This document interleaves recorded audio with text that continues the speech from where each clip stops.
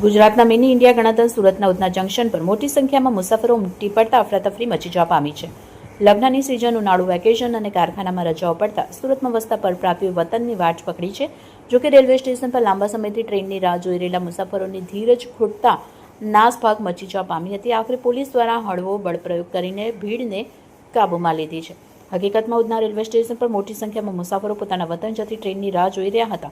જોકે મુસાફરોની સરખામણીમાં ટ્રેનોની સંખ્યા ઓછી હોવાને પરિણામે ઉધના રેલવે સ્ટેશન પર અફરાતફરી જેવો માહોલ સર્જાયો. મુસાફરોને મજબૂરીવશ ભૂખ્યા તરસ્યા રહીને લાઇનોમાં ઊભા રહેવું પડ્યું હતું.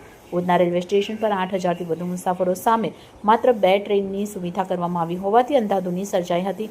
અસહ્ય ગરમી અને ગૂંગળામણના કારણે અકળાયેલા મુસાફરોની ધીરજ ખૂટતા તેઓ બેરિકેડ કૂદવા લાગ્યા. દરમિયાન મુસાફરોની બેકાબૂ બનેલી ભીડને કાબૂમાં લેવા માટે પોલીસને હળવો લાઠીચાર્જ કરવો પડ્યો હતો. એટલું જ નહીં, કાળઝાળ ગરમી વચ્ચે વહીવટીતંત્ર દ્વારા મુસાફરો માટે પાણીની વ્યવસ્થા કરવામાં આવી હતી. આ સમયે તરસ્યા મુસાફરો એકબીજાના હાથમાંથી પાણીની બોટલોની રીસ અને લૂંટ મચાવી હતી. આ અંગે રેલવે અધિકારી અનુભવ સક્સેનાએ જણાવ્યું કે હાલ ઉનાળુ સિઝન ચાલી રહી હોવાથી મુસાફરો માટે અમે સ્પેશિયલ ટ્રેન દોડાવી રહ્યા છે.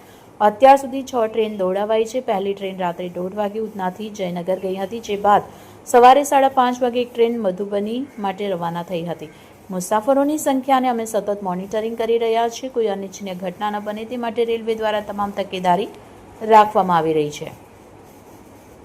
Bureau chief Sunil Ganjawala, bullet 26 Gujarat news, Surat.